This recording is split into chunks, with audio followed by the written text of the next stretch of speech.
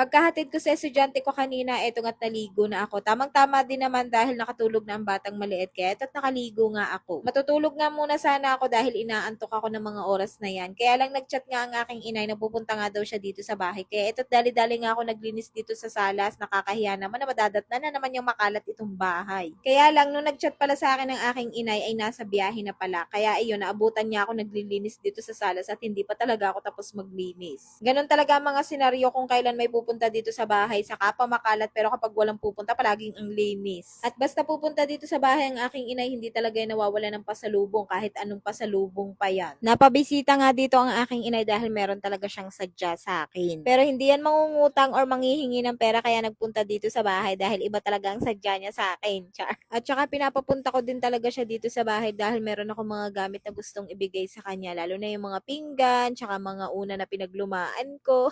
Gamit na lang muna talaga sa mga bahay dahil kapag pera wala talaga akong maibibigay.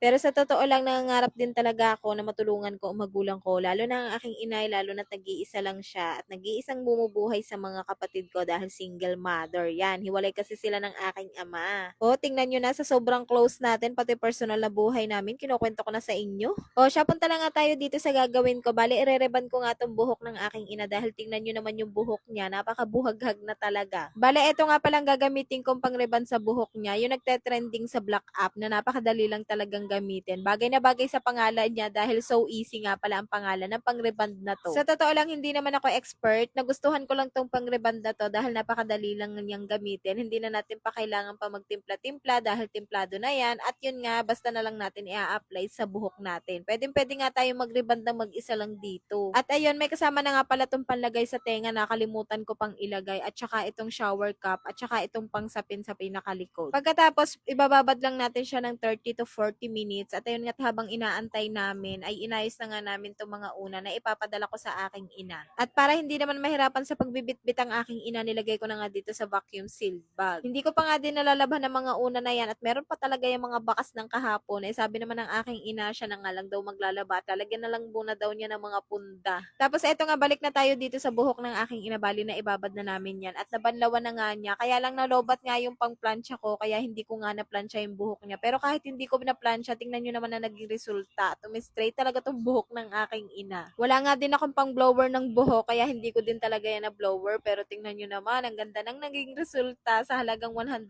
plus lang nakapagpareband na tong aking inay.